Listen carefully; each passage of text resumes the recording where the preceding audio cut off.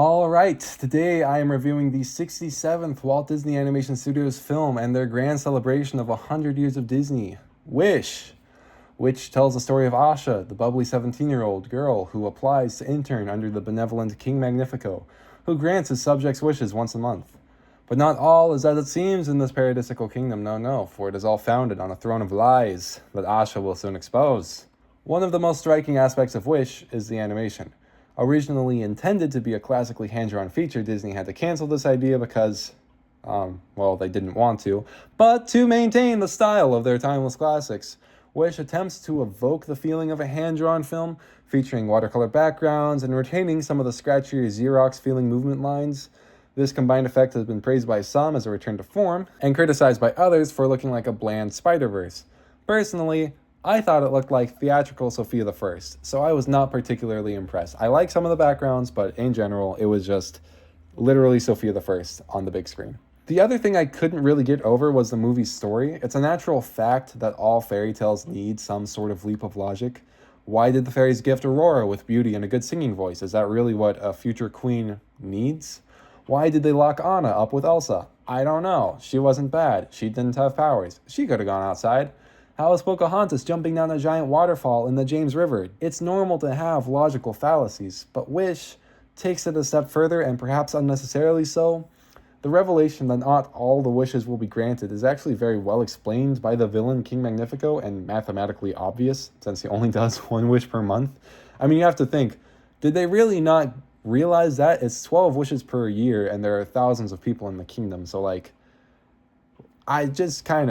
you kind of assume that guy's almost 100 and he's never gotten his wish. Anyways, the fact that he runs an otherwise utopic kingdom with free rent and food, I'll let you live it for free and I don't even charge you rent, is in many ways, Asha was not in the right to try and overthrow this guy, especially when he's otherwise wholly altruistic, a bit arrogant. Mirrors love my face. It's genetics.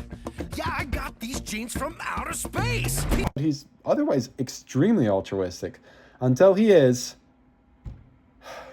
possessed by the lust for power he gets after reading a forbidden book of dark magic. How original. I've never seen someone get possessed after reading a dark book of magic. I mean, that's just never happened before in the history of cinema, especially not by a Disney movie in the 2020s. I've just never seen that at all before, and I love it each time.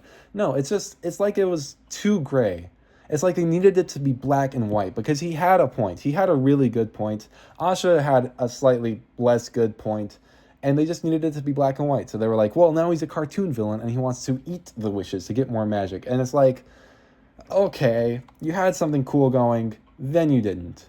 I also just wasn't a huge fan of the Asha character. She's likable, and she's sweet enough, and she talks a talking animal, so that's always a win. But she just added to this feeling I have that ever since Anna, every Disney movie just has to have a bubbly but socially awkward character as the lead. You had Hero in Big Hero 6, you had Moana, you had Mirabel, you had Ethan Clade, you had Judy Hopps, and at this point, I just think it's starting to work towards the movie's detriment. I remember that as soon as Asha ran on stage to introduce everyone, I was like, oh, look, I guess she's another one. I'm here! I'm here! Whew, just 1 second. Let me catch my breath. Hola! Shalom! Salam! I did think, though, I thought Ariana DeBose did a great job. She's a terrific actress and is just a genuine fantastic pick for the next Disney princess. It's just a shame that it's this Disney princess. The music is also more of the same.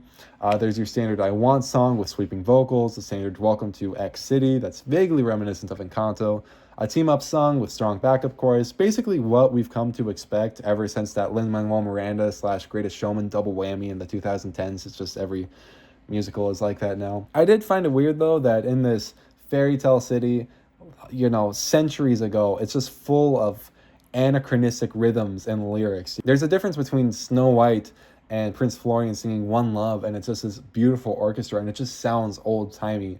One song, I have but one song. And then you have this one, and it has that super rhythmic, obviously 2010s sort of thing. Wait till they hear our feet go dum dum dum dum, yeah. And none of it really creates a lasting impression. That is, except for the duet At All Costs, which reminds us that even mediocre Disney movies still have a Why Should I Worry. Now, a word about At All Costs might be prudent.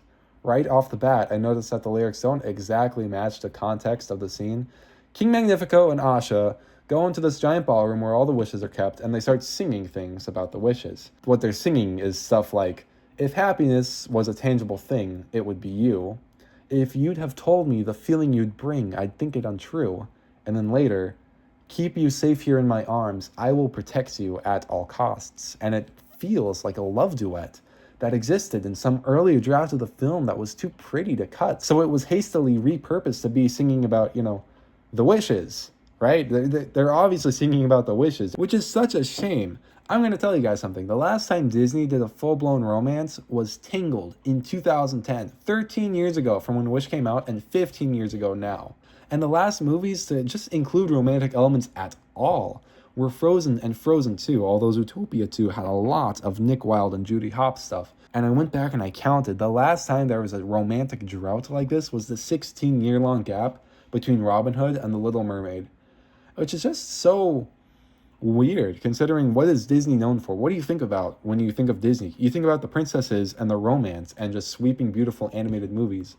And it's been such a long gap. Like, we're literally living in an age without romance. I also did a bit more research, and it turns out that there's this anthropomorphized Wish star in the movie. And originally, one of the character designs for him was a Peter Pan-like figure, and potentially Asha's love interest. There's not a ton of sources on this, and a lot of it was speculation on Reddit, so that's just very dubious. And this is so far connected to the actual quality of the movie. But we have to think that at some point in development, potentially Wish was a hand-drawn romance with a love duet that rivaled I See the Light and Once Upon a Dream. And then they threw it away for the final product, a Sophia the First looking schlop of derivative plot points and fan service. And that's another big part of Wish. The movie's also just full of references to classic Disney movies. Aurora's dress is there, there's a couple on a boat in a lake, just like Tangled, Peter Pan shows up, a talking goat found Zootopia, etc. None of them are clever. And I'm not sure why it was such a big deal, considering Disney has always referenced their prior works. Like, it wasn't really a selling point to have Pinocchio and Aladdin or Scar and Hercules, but I guess it's not the 90s anymore. Overall, though, I'm going to give Wish a 5 out of 10. For what could have been a Disney classic, Wish is just subpar. Instead of being a celebration of 100 years of Disney, it celebrates Disney as it is in 2023, which is just unimaginative.